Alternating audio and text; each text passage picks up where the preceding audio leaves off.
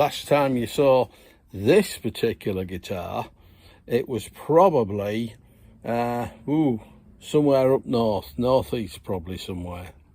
So it's finally come out of a box and it's been wrapped up in a towel for probably about 6 years.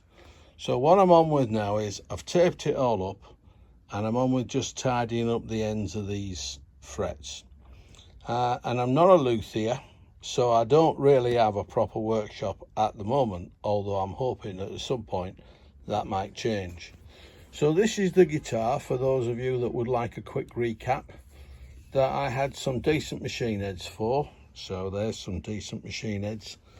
When I've taken the tape off, I'll show you that underneath there is a scarf joint, because I made this headstock complete with a wonderful knot feature out of pine, bits of softwood that I had and stuck together. So I made the headstock because I wanted it to look something like a Campbell American, really the kind that Bill Nelson, who used to play years ago for Bebop Deluxe, used to play.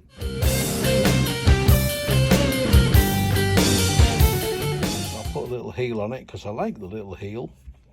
And now all I've got to do is tidy up these ends of these frets that hurt your fingers when you play. The neck is originally a I think it's an Encore neck. Yeah, so it's an Encore Strat copy neck with a rosewood fretboard, and it's made out of pretty good quality maple, I think. There's nothing wrong with that. So yeah, so we're going to get on with that. Yeah, before I start, I probably should tell you, I had one of these things, which is like a big pen. And I used one of these things, which is a really nice straight edge. And I also used a notch steel rule, which is in the house. I'll show you that at some point. So the notch steel rule, little notches that go over these frets.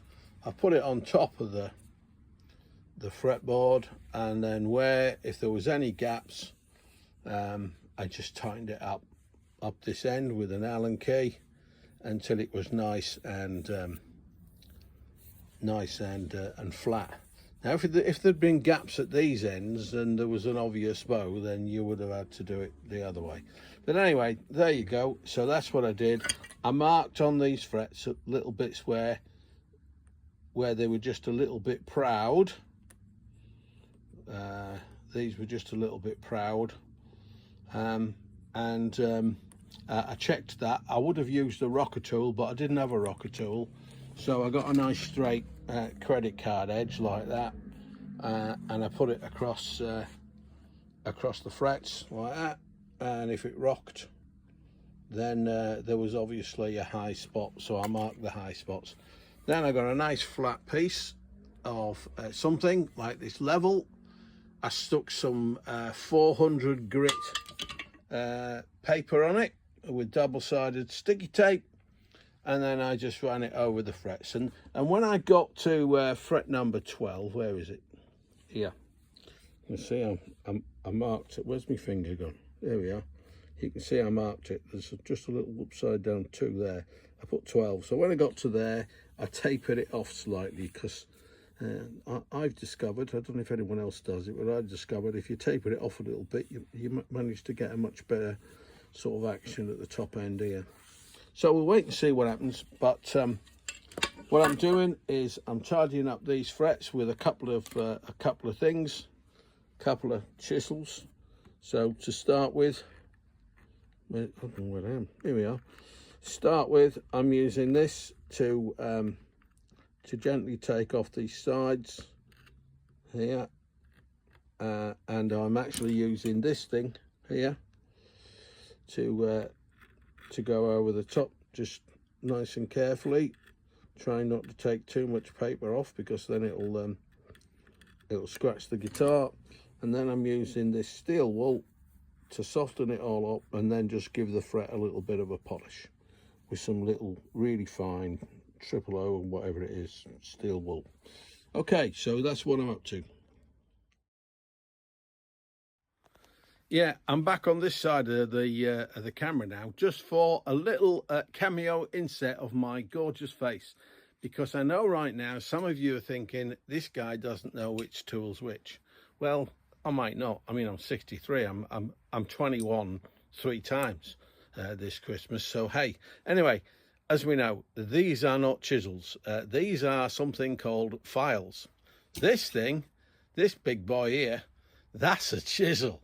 I wouldn't recommend using it on your frets. Okay, so let's go back to script. And when I say a chisel during this video, I probably mean one of these type of what they called? Oh yeah, files. All right, cheers. So while I was on the other side of the camera, the other me on this side of the camera was busy with these frets, and now there's just another 3 of them to go. So as soon as they're done, I'm going to be taking that tape off and seeing just how bad it is and what a mess I've made. I'm running my fingers over it and see if they bleed. So okay, let's try that. I wasn't so successful on the one beforehand, but I did manage to stop before I took the finish off. And there we go. We just get on there and just keep gently taking it off and then running it over with your finger. No, can't feel it. Where I can feel it is here against the fretboard. On this guitar neck, the fret ends tend to hang over the actual edge of the fretboard. And I'm guessing that that's because the wood at some point has shrunk, and that means that the fret is actually, the fret wire is actually longer than we need it to be. So we just need to take that tiny little bit off there. So what I'm planning here is some very careful, get back in focus, strokes with this file, just to take the edge of that off.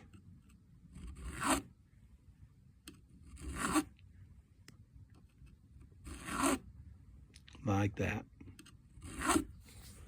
And if you run your thumb along it, you can feel that that's actually gone now. There we are, nicely rounded fret ends. That's the whole neck there. And so what we're going to do now is going to take all that tape off. So talk to yourselves for a little moment while I get all that tape off.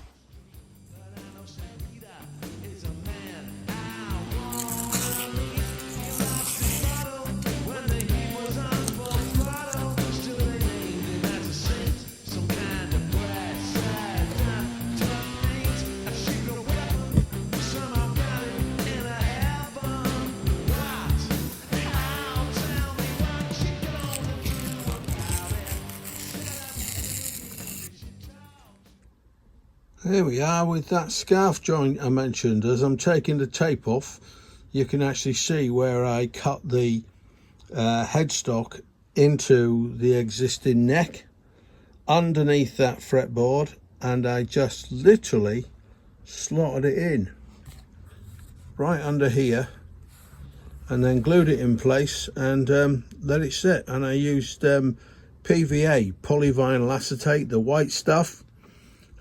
Comes in lots of different names, but I bought some really cheap stuff from a wonderful shop that sells a lot of fishing tackle. Not that I go fishing much, but if you are in the north of England, and I'm not at the moment because I'm in Stoke-on-Trent, there's a wonderful shop called Boys, and they sold this stuff, and it was something like 75 pence a pound for a litre, which was, or half a litre, which was really quite amazing. So I bought a whole bunch of it and stuck it in a bag and put it in me, what's it, so just ordinary what they call PVA, polyvinyl acetate, and I stuck this up, and that's it. That's how we got that headstock on this guitar. Well, the tape's coming off quite nicely, and I thought I would check the edges, like I say, to see if my fingers bleed. Well, let's have a quick look. Oh, no blood. So that's pretty good, nice and comfortable, and that's going to be really nice to play now. I just thought I'd cut this bit of video in back in the house. There's the neck that I'm working on in this video. That's after I'd finished the video actually and took the tape off. But I mentioned this notched ruler, the notched rule. It's a meter rule, and you can see that it says faded at the bottom something, but at the top it says Gibson, and at the bottom it did say Fender, so you can possibly see that. And I cut notches in with those files that I'm using to do the guitar neck with along here, so that I can use, let's turn the guitar around, I can use the Fender side to check the guitar neck. And what you do is